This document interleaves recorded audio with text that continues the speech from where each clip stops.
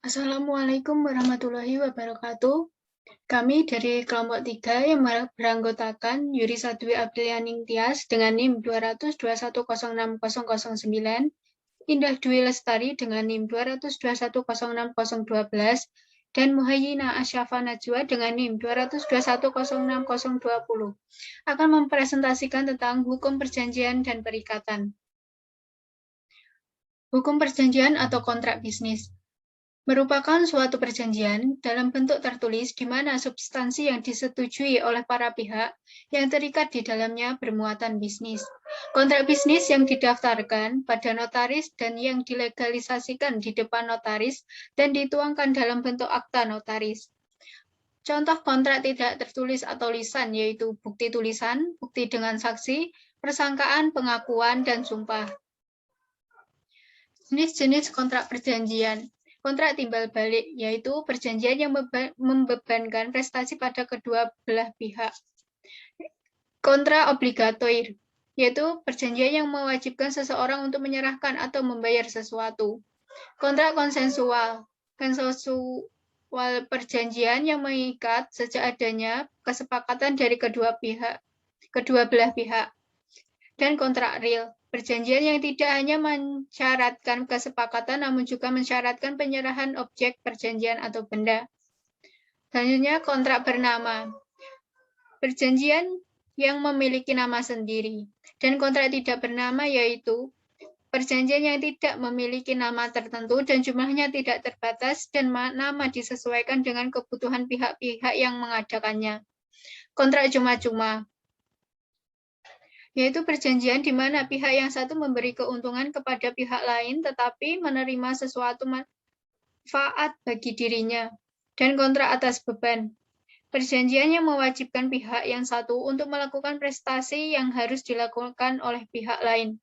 Yang terakhir, kontrak kebendaan, yaitu perjanjian yang menetapkan dipindahkannya suatu hak dari seseorang kepada orang lain. Subjek kontrak, orang atau pihak yang dapat bertindak membuat kontrak atau perjanjian. Subjek hukum adalah setiap pihak yang menjadi pendukung hak dan kewajiban dalam melakukan hukuman hukum.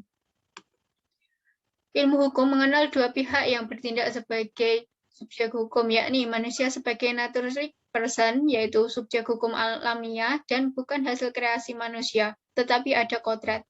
Yang kedua, badan hukum sebagai rights person, yaitu subjek hukum yang menghasilkan kreasi hukum seperti perseroan terbatas, yayasan, koperasi.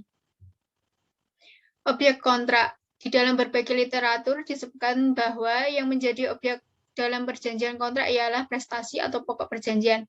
Prestasi adalah apa yang menjadi kewajiban debitur dan apa yang menjadi hak kreditur, di mana prestasi ini terdiri dari perbuatan positif dan negatif.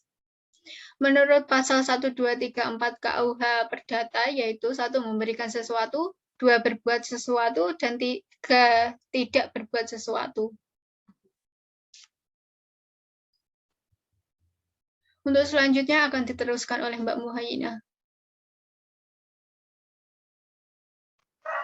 Selanjutnya ada pula syarat-syarat sahnya perjanjian yang diatur dalam pasal 1320 KUH Perdata mengatur bahwa untuk sahnya perjanjian diperlukan 4 syarat, yaitu kesepakatan, kecakapan, hal betul, dan sebab yang halal.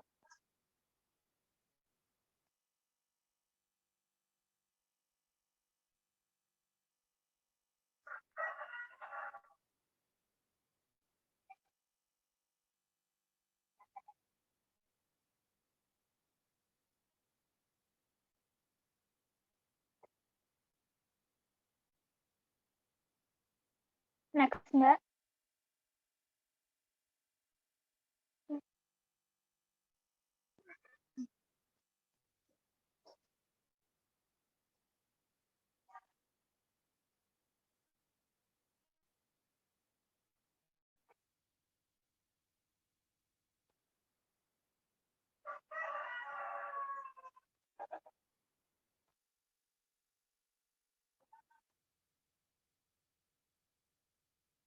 Yang pertama, ada pengertian dari kesepakatan, yaitu perjanjian menjadi sah maka Para pihak harus sepakat terhadap segala hal yang terdapat di dalam perjanjian dan memberikan persetujuannya atau kesepakatannya jika ia memang menghendaki apa yang disepakati.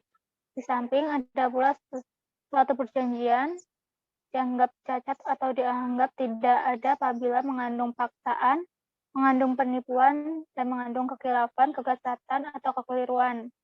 Next.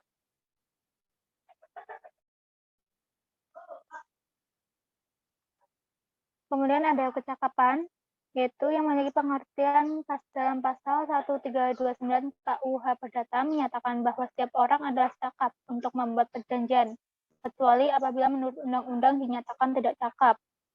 Dan pada pasal 1330 menyatakan bahwa ada beberapa orang yang tidak cakap untuk membuat perjanjian, yakni orang yang belum dewasa, mereka yang ditaruh di bawah pengampuan, dan perempuan yang sudah menikah.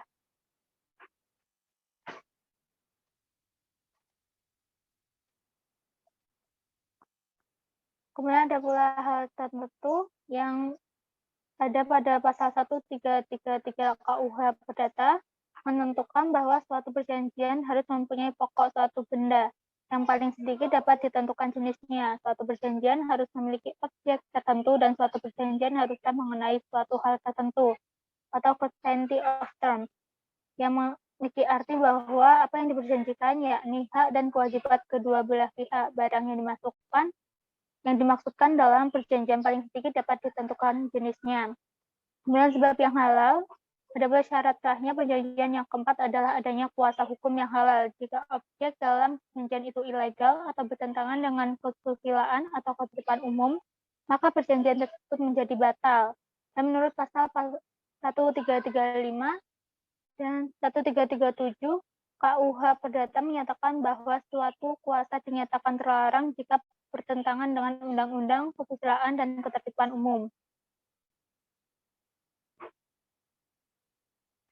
Ada pula asas-asas hukum perjanjian atau kontrak yang meliputi asas kebebasan berkontrak dengan pasal 1338 ayat 1 KUH Perdata mengakui asas kebebasan berkontrak dengan menyatakan bahwa semua perjanjian yang dimuat secara sah mengikat para pihak sebagai undang-undang.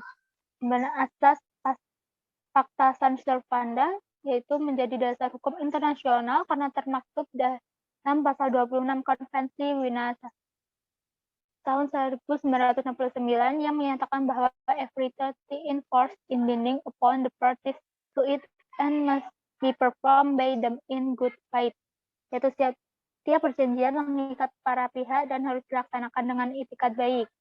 Yang terakhir ada asas konsensualisme, yaitu perjanjian dikatakan telah lahir jika ada kata sepakat atau persesuaian kehendak di antara pihak mengenai hal-hal yang pokok dan tidak memerlukan suatu formalitas. Yang dianut paham pada asas ini bahwa sumber kewajiban kontraktual ada bertemunya kehendak atau konsensus para pihak yang membuat kontrak.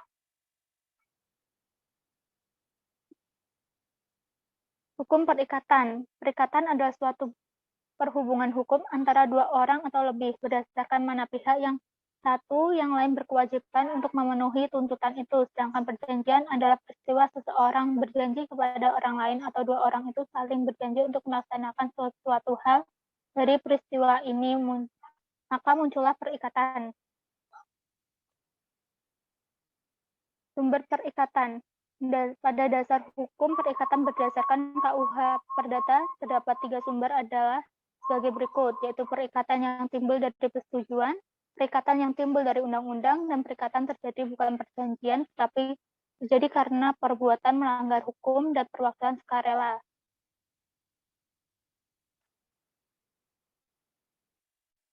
Dan pada sumber perikatan berdasarkan undang-undang meliputi satu perikatan yang tercantum pada pasal 1233 KUH Perdata, yaitu perikatan lahir karena suatu persetujuan atau karena undang-undang. Perikatan ditunjukkan untuk memberikan sesuatu untuk berbuat sesuatu atau untuk tidak berbuat sesuatu. Kemudian persetujuan yang tercantum pada pasal 1313 KUH Perdata, dan yang ketiga ada undang-undang yang tercantum pada pasal 1352 KUH Perdata.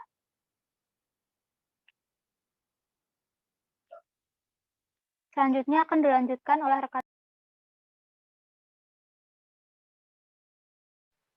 Baik, untuk selanjutnya yaitu ada hapusnya perikatan.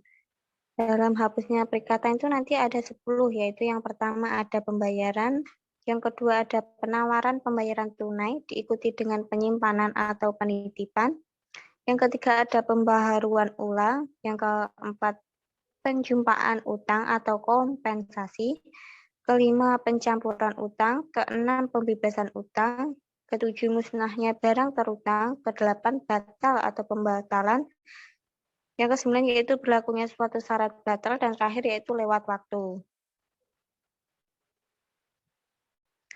Berikutnya yaitu ada jenis-jenis perikatan. Yang satu ada perikatan bersyarat, yaitu dikatakan bersyarat apabila digantungkan pada suatu peristiwa yang masih akan datang dan masih belum tentu terjadi. Yang kedua, perikatan dengan ketetapan waktu. Yang menentukan yaitu adalah lama waktu berlakunya suatu perjanjian. Yang ketiga yaitu perikatan alternatif atau manasuka. Di sini yaitu debitur dibebaskan memilih salah satu dari barang dalam perjanjian, tetapi tidak boleh memaksa kreditur menerima suatu barang yang lain. Nah, yang kesembilan yaitu yang keempat selanjutnya yaitu ada perikatan tanggung-menanggung. Bila mana salah satu debitur membayar hutangnya, maka debitur yang lain dianggap telah membayar juga.